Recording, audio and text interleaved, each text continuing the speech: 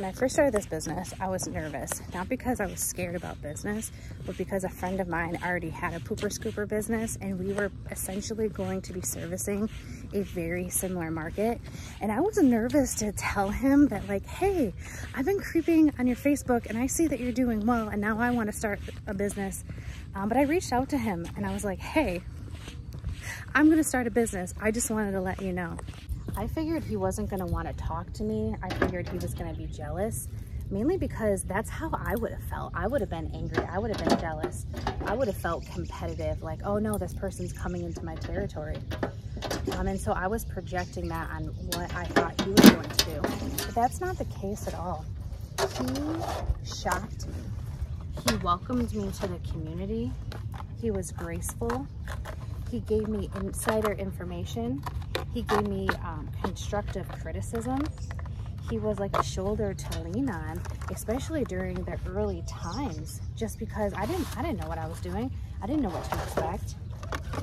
And looking back on that, I'm so happy that I had that wonderful experience with him, because it's something that I've never forgotten, and I'm never going to not appreciate that. Because I had a situation similar. A coworker of mine, or an old coworker from the hospital, reached out to me and she wanted to go for a walk. And she wanted to let me know that she was starting her own pooper scooper business. She had been watching me online, watching my story, following me, and she has been inspired. And when she told me this, I had a moment of like fear, jealousy. What if? Is she gonna take my customers? Is there gonna be enough work to go around?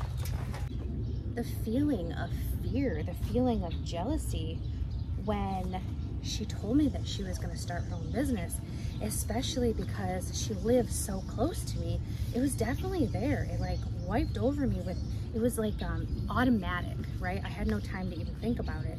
But what I did is I thought about what my friend had done for me when I reached out to him. I'm sure he had similar feelings. I'm sure he was like, oh goodness, now we have some competition. But he didn't show me that. He showed me grace. He showed me kindness.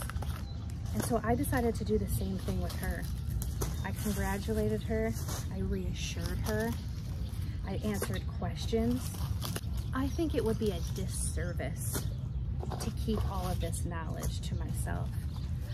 I feel like it would be incredibly selfish to not share the knowledge of something that I've been so grateful to learn and that has changed my life.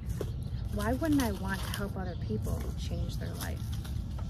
And when I think about business and I think about all the personal growth that I've been going through, the personal development, it's like, what is it for? What is my purpose here? Yeah, I scoop some poop. I do whatever this is, which they're not supposed to put this stuff in here, but they do, because they party. Like, what is it all for? And my purpose in life truly is to help people. And I think that's the reason why God has led me to the poop scooping industry, because this makes no sense to me. My whole life right now makes no sense. And I can go down a whole rabbit trail about that, but this, I do truly feel like this is God's plan, and the poop scooping was just an eccentric way for me to be able to reach people and help people grow businesses.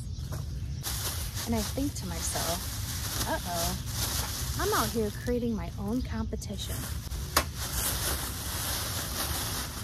And what if they succeed? What if they go further than me and they are better?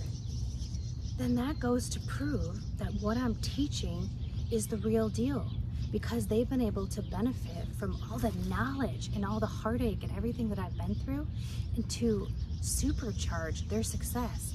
And I could only be so lucky and so grateful if somebody that I mentored and I helped show the way, if they were able to blow past me so quick.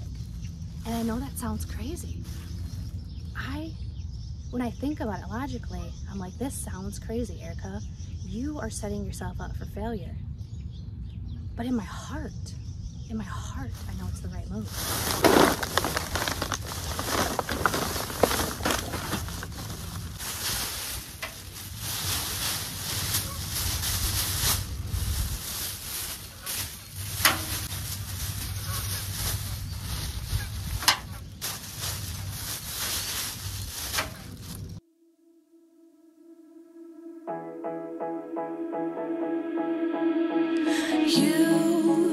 You've been hiding in the shadows way too long.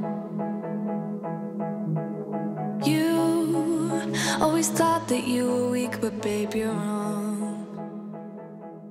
And there's something that's just so revitalizing and refreshing, talking to a new business owner, watching them get started and seeing that excitement and that passion in their eyes because they're hungry and they have the desire to get out of what they're doing or start something new.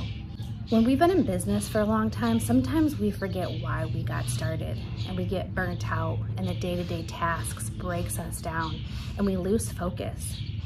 So being around new business owners that are hungry and talking with her, it's gotten me excited again. It's almost like lit this like fire underneath me that's like, yeah, I need to have that passion again. I need to have that hunger again.